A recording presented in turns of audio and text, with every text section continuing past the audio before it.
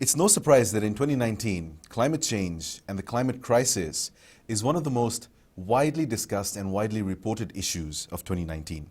However, what's more interesting is that a lot of the discussion, the advocacy and the activism is powerfully driven by the youth population around the world. So tonight on the show, we'll discuss the power of youth activism. And we have with us tonight Mr. Raid Ali, the Pacific Youth Climate Ambassador. Raid, thank you so much for joining us and welcome to the show. Thank you for having me. So firstly, we'd like to get into your journey from a university student to becoming the Pacific Youth Climate Ambassador. It's a very impressive credential to have, especially as a youth under the age of 30. But firstly, tell us about the company that you have co-founded in Fiji. It's called Precious Plastics Fiji, right? Tell us all about it. Right. So when I first started my studies in environmental science, I began to actively volunteer for a lot of environmental organizations and also at the same time participating with a lot of cleanup campaigns. Although nobody could doubt the selfless dedication of the thousands who undertake these efforts, I always felt like such simple cleanup campaigns was not the best way to tackle plastic pollution. This is because these cleanup campaigns were not addressing the root causes of this pollution. And what we essentially did was pick up plastic from one area and then send it to another area, a landfill, where it takes over 1,000 years for plastic to degrade. So I was convinced that such simple cleanup campaigns was not the answer. It was only a temporary solution. However, with the right tools, plastic waste can be used as a raw material to create new products that can contribute to its circular economy, which can at the same time improve the lives of the people of Fiji. And the circular economy model will compel plastic users to respect the renewable and regenerative policies. And in turn, what this does is that it helps in the process of creative recycling and upcycling efforts that aims to protect life both below water and above land. Recognizing this problem, in 2018, my friends and I formed Precious Plastic Fiji. So it is a completely youth-led organization that adopted and localized the principles of a global movement. Right. That provides a solution to plastic pollution. So Precious Plastic Fiji is an organization which applies commercial strategies to maximize improvements in financial, social, and environmental well-being. We established a partnership with Field Ready and UNICEF, and now just within an year, we have the machines that are necessary to initiate action under the Precious Plastic banner. We have 4 machines at the moment, and what we can do with this machine is that we can use the plastic waste that we collect from the oceans as a raw material to create new items, from plastic beams to braille keyboards to plastic lanterns, and even more functional items like items for wheelchair fittings, which are very hard to find. And with these things, what's the end game here? What's the end result that you're looking for?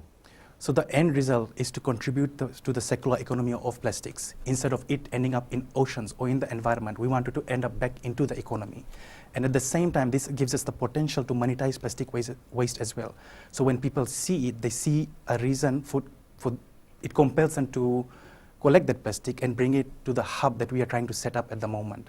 And we can also monetize plastic by giving them money every time they bring plastic to us, so that we can create new products and then put it back in the economy by selling it. So you are essentially repurposing discarded plastic in to make sure that it is being used sustainably. Yes. Just on that note, while you were explaining that how you use or repurpose plastic, there's also various types of plastics, and of course that might be a setback for your company, especially when you have to sort out the plastic waste that you do collect. Can you talk to us about that? That's a really good question, and it is true that even a Coke bottle is made up of 2 types of plastic. A Coke lid is made up of polyethylene, and the Coke bottle is made up of polypropylene. So it's important for us to separate these 2 types of plastic before we grind it and make it into new products, so that the products that we do create is steady. And it is also worth mentioning that recycling plastic takes 88% less energy than creating plastic from raw materials. So this is the work that's done by Precious Plastics Fiji, Yes. and you're one of the co-founders. Yes. I'd like to now move on to your position as the Pacific Youth Climate Ambassador, and how sort of your knowledge and know-how from Precious Plastics Fiji and your passion for dealing with issues centered to climate change. So how did you reach this place? Having had direct exposure to adverse environmental impacts growing up in Fiji, and especially in Nadi, has been the key impetus for me to volunteer in environmental efforts from a very young age. We lived in a place, fortunately we lived in a place where it did not get flooded in Nadi, but then that put us in a position to help those that were flooded or victims of natural disasters. And seeing the level of impact that it had in people's life left an mark on me, had an impact on me, which remains with me to this day, and in a lot of ways has shaped my purpose, which is to serve the community, serve my people. So I started volunteering for an organization called Optimism International in the beginning with my mom, because she was the president of this organization. She is my mentor, has always been my mentor. And then as I slowly grew up, I kept volunteering for other organizations, participating with different NGOs throughout Fiji.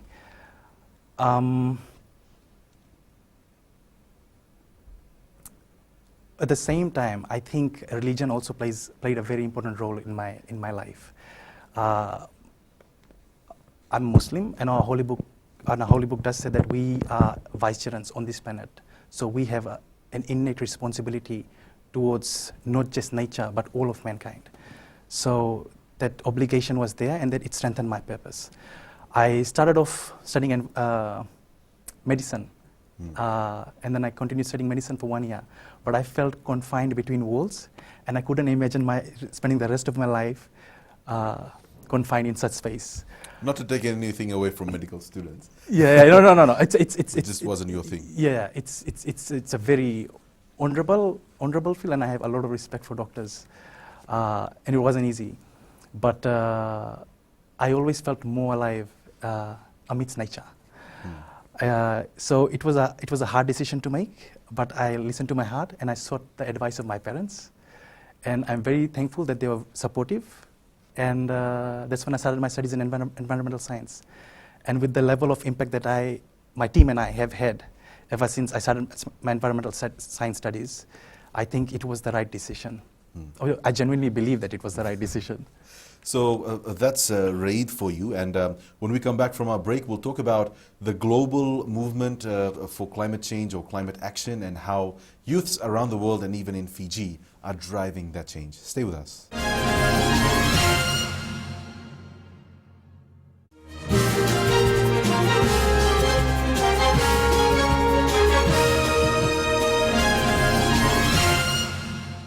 So earlier this week, in fact this week, we saw the COP25 coming to an end, Raid.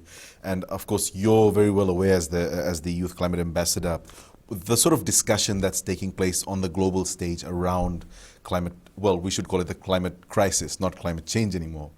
And I've noticed that all around the world in 2019, we found our, I guess we could call them global icons, people who are leading the fight against climate change. And most of these people are youths who want urgent action, who want drastic action to be taken. And so what do you attribute to the rise in youths driving climate crisis activism? I think due to the current social media trends, young people are getting so much attention that it draws in a lot of other young people into the movements. And who better to influence young people than young leaders themselves? Children and youth can be and are effective agents of change. They are not the leaders of tomorrow. They are the leaders of today and of the now. And I sincerely believe this. We recognize the imminent threat of the climate crisis, and we have also seen the lack of political will and ambition amongst leaders who have the potential to make a huge difference. And this is what is pushing young people to strengthen their agency to effect change. Well, like Ziad had mentioned, and of course you have alluded to the fact that social media is a big driving factor. We've seen global icons inspiring some of our local climate change activists here. Greta Thunberg, of course, took to the global stage after some of her comments that had been circulated around the world. How do you think that us in the Pacific, where we're more used to having leaders telling us what to do, how can we encourage youths to step up to the forefront and be more vocal about issues that affect them? I think the most important coherence lens is to examine the impact on those who are the furthest behind. Mm-hmm. And in this case, youths are one of those groups. I believe that no policy should be decided without by any representative, without the direct and full participation of all those people who are affected by that policy. The youth of today are the first generation to feel the effects of the climate change, and they are the last generation who can do something about it. It is their future which is at stake. So I think this is why it's very important to have them at the decision-making table. Do you see that there's what do you feel about the attitude that's there towards these young leaders sort of coming to the forefront of the change? We saw the way that there was, I guess, I wouldn't call it a backlash, the resistance towards the message that Greta Thunberg has been trying to sort of pass on to the global stage, asking for radical action. And then you have, I guess, sort of two separate ideologies forming about the climate crisis as well. There are those who are saying, well, we should, our actions should be a bit more liberal. They shouldn't be as radical as what someone like Greta Thunberg is saying. So I guess what I'm asking is, for youths, how do you find a space in all of that? I think the youth do not even see that as a question, because it's a reality that has already become part of their present and will become a part of their future. So there is no question. So that is why the response that they have is very radical, especially seeing people in places of power taking no action. Right. We've recently seen the United States pull out of the Paris Agreement, and things like this really affect leaders in the Pacific as well, especially us, because it almost feels like our efforts are going to a waste when big polluting countries like the United States pull out of such important agreements. So looking at what we can do from us, we've got, of course, our Prime Minister, who has always been a voice, and he has been encouraging not just youths but everyone in the Pacific to step up to the forefront, to take a lead, take a stance in doing things about it. Of course, in terms of our carbon footprint, we don't add much to the global carbon footprint, but making smaller changes, making, shall we say, not strides, but smaller steps in encouraging bigger nations to step up to the plate and say, yes, we will make changes. How do you think that we can facilitate that, or how do we go about getting to that particular point? I think the answer is in your question. Just take small steps, and that encourages localized change in behavior and action. And as people, I think it's very important for us to hold our leaders accountable to their words, and also at the same time increase pressure on governments and businesses to take the necessary action, because they drive the economy. As the Pacific Youth Climate Ambassador, you're also a leader of a lot of, I guess, groups within Fiji. And do you think that there's, the passion exists locally within our activists here? Definitely, I would say 100%. The thing is that the groups that we have locally at the moment are completely youth-led, and they all initiated this based on their own genuine passion and interest, and are making waves. I know a lot of groups in different divisions throughout Fiji that are doing amazing work, even in the rural areas. There's a group called Shark Youth Club in Taveuni, which is doing excellent work. And the thing is that you don't have any elder leader driving this action. It's the young people taking ownership of their communities and of their lives. Well, that's amazing to hear. When we come back from our break, we'll be joined by Mr. Ashwin Raj, and we'll talk more about the human rights angle when it comes to climate change activism driven by the youth population. Stay with us.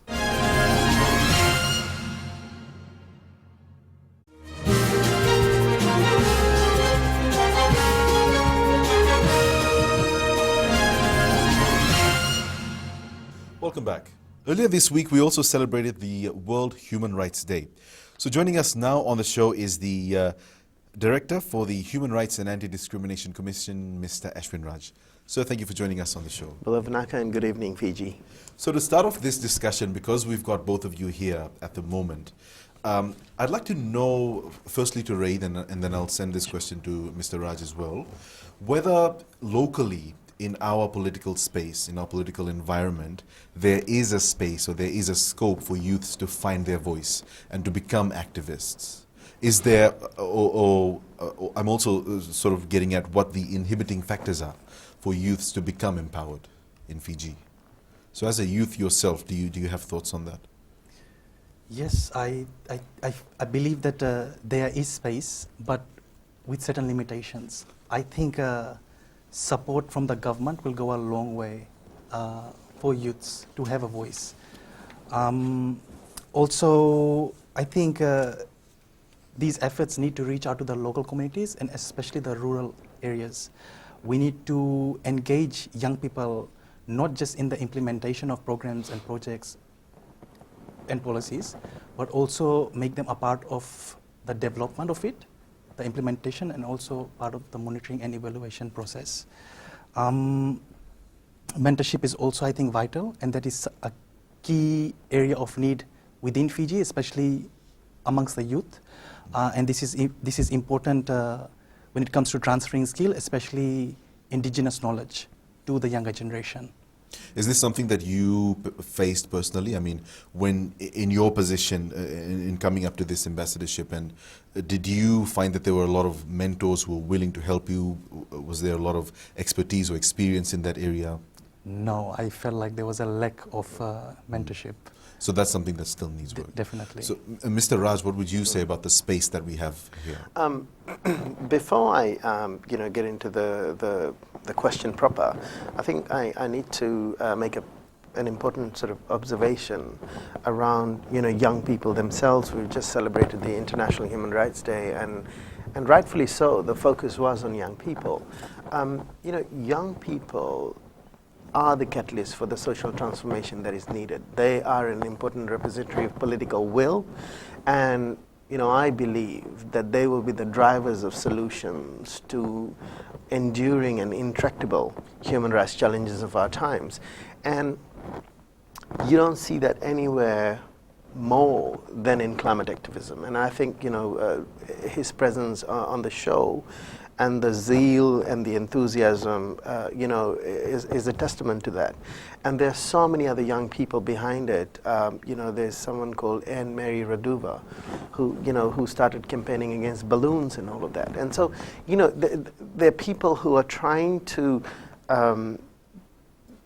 bring greater consciousness around it, and I think young people, like I said, are an enormous repository of political will at a time when global leaders are dragging feet on the issue. In terms of what needs to be done, in terms of empowering young people, I think it's important that we democratize the flow of information. We need to bridge the digital divide and look at children, particularly who have no access to social mobility, where we are unable to reach out to them because they don't have access to social media and all of that. It's important that they get into this political calculus. It's important that they get into this conversation. And nothing like a demographic that is fully empowered with the knowledge. So I think, people like, this young activist have an important interlocutory role to play as an organic intellectual who needs to go out to these rural, remote communities, to young people that have no access to social mobility, no media platforms, so that the conversation becomes more democratic, the spaces open up. We need to get into the vernacular and we need to sort of then enable people to reevaluate our relationship, not only with nature, but with the economy itself, because ultimately the conversation is about harmonizing ecologies and economies. That's one of the reasons why the global debate around, coal, our carbon footprint, what's happening to our ocean, the kind of water we consume, the air we breathe, and all of that, basically requires us to recalibrate and reevaluate our relationship with nature. But not only just nature, it's a question around our orientation to economy as well. And so we need young people in all of these spheres having those conversations.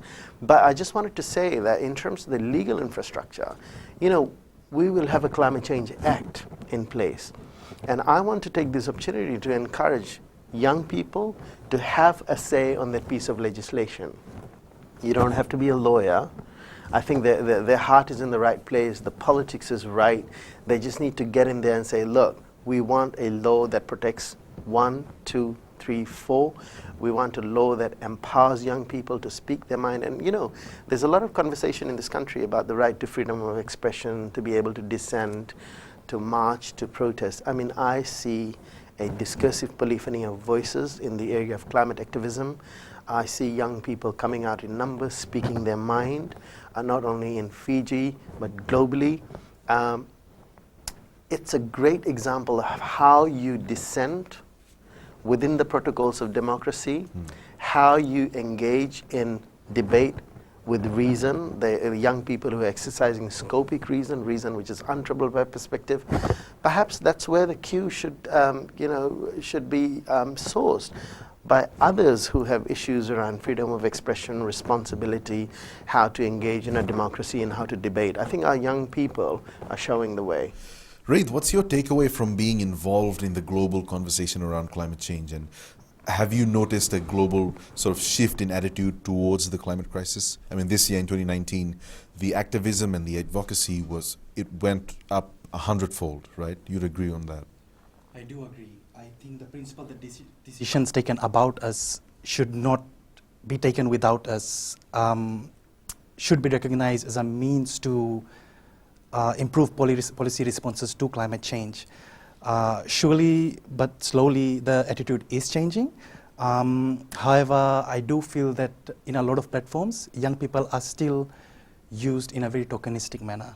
And this is something that needs to be changed. Okay. So just as we're about to wrap up this segment, just one last question. We're moving forwards and we are trying to make at least some headway into making changes, reducing our carbon footprint, getting youth out there and making sure that they're involved in climate activism. What can other youths do, or how can they become more engaged in climate activism? I think before we can answer that question, we need to get them interested first. So the creative forms of awareness is vital. And then there's a lot of youth networks, existing youth networks in Fiji, from 350 Fiji to the Alliance for Generations Fiji, for which I am the Central Division Project Officer. So at AFG, we champion the voice and meaningful participation of young people in sustainable development efforts. We carry out a range of activities throughout the year, and we are on all social media platforms. So if there's any young person who is interested in making a difference, they can always join us, or they can make a difference, small differences, like within their household, within their individual lives. And what we want to do through AFG is that we aim to educate, mobilize, inspire and empower young people to become protagonists of change in their individual lives, homes or communities. That's interesting. Mr. Raj, I think we're getting back to the question that we were earlier asking about, which is youth engagement and sort of inspiring the youth and giving them a space, the right spaces to sort of become activists. What do you think is, I guess, in terms of climate change, what do you think needs to be done? As I said, the fundamental thing is democratizing the flow of information, opening up those spaces so that young people can enter those spaces meaningfully and own the discourse. It's very, very important that the discussions aren't prescriptive, The discussions aren't prescriptive. What do I mean by that? I mean that there's a certain kind of political discourse around climate change that is, pushed by leaders all over the world. It's important that, we don't just push that political agenda without necessarily owning the process. It's important that, people understand what this actually means in terms of politics, in terms of economics, in terms of the law. For instance, one of the things that people haven't really thought through is, climate-induced displacement. When we will have climate-induced displacement, there's going to be a lot of questions around, climate refugees and all of that. There's going to be profound implications in terms of social cohesion, intolerance, all of that. Young people, more than ever, will be the voices of reason, particularly when there's going to be greater anxiety around who belongs to the frame of the nation state, who doesn't. There'll be tensions around ethnicity, race, so on and so forth. These are the other unintended, consequences of the existential threat caused by climate change. So that's where the discussion also needs to go. In fact, when we come back from our break in our next segment, I'd like to sort of explore that, because that's becoming an ever more relevant conversation. Yes, how absolutely. Climate change, refugees, displacement, they are, I guess, inadvertently becoming human rights issues as well. So we'll carry on the conversation with you in our further segments. Raid, we'll let you go for now. Thank you very much for joining us, and we wish you all the best. Thank you for having me. Stay with us. We'll be back right after a short break.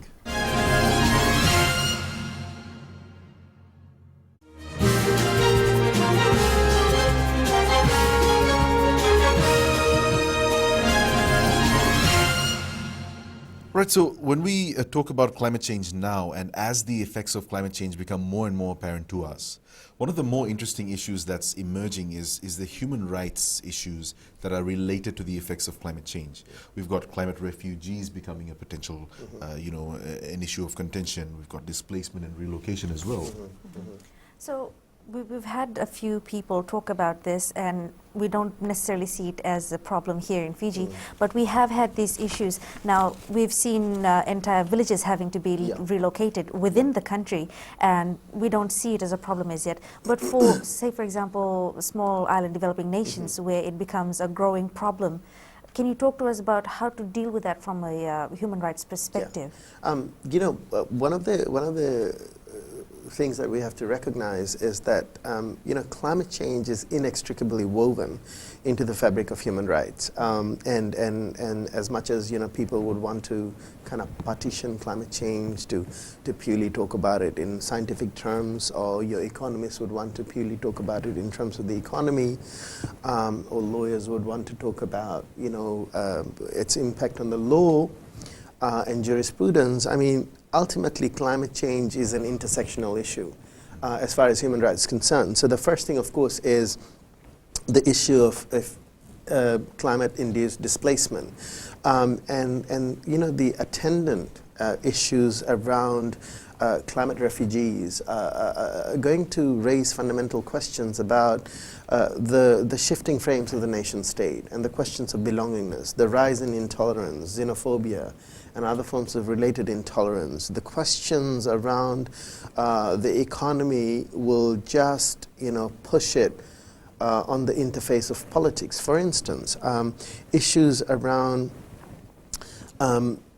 gainful employment, access to the economy, questions around food security, fundamental questions around, development and developmental capacity of the state, particularly if we have a very consistent pattern of adverse weather conditions, cyclones, all of that.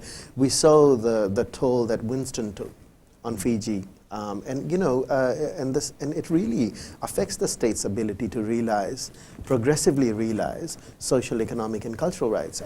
Let's talk about the cultural implications of all of this, because you also have the right to economic, social, and cultural rights. And when you have climate-induced displacement, when you have the destruction of traditional burial sites, villages simply don't go.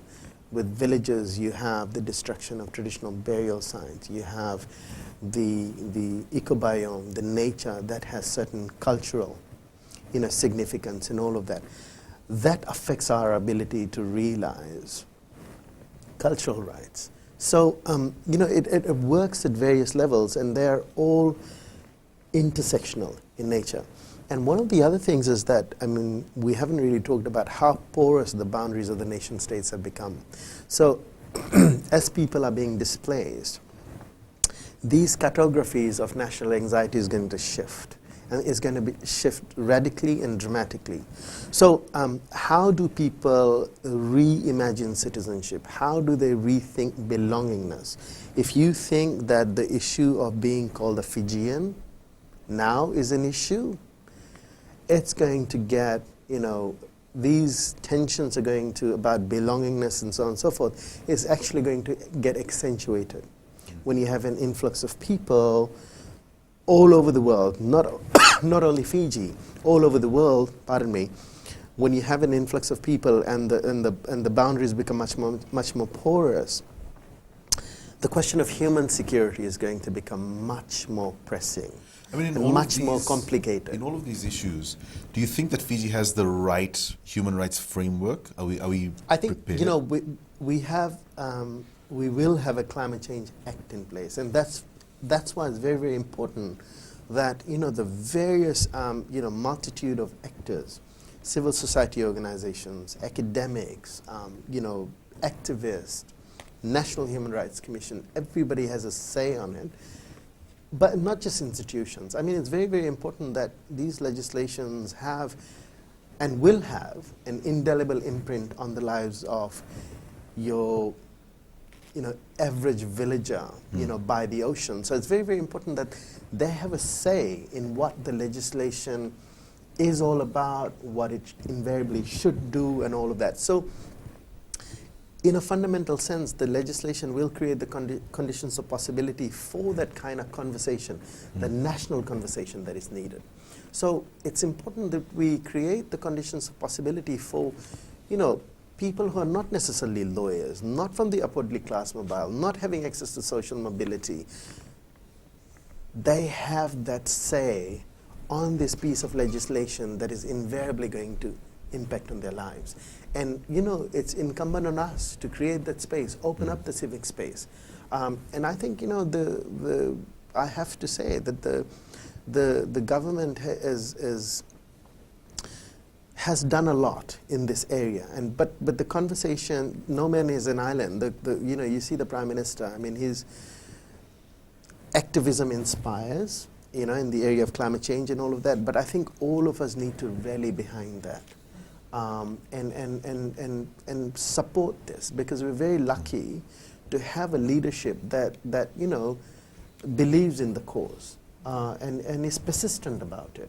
And so, what needs to happen there is that, globally we're having this. It needs to translate on the ground with your communities as well and individuals. Right. In fact, since we celebrated World Human Rights Day earlier this week, we'd like to talk about more wider human rights issues that are currently pertinent in Fiji. And that's going to happen when we come back with our final segment right after this break. Stay with us.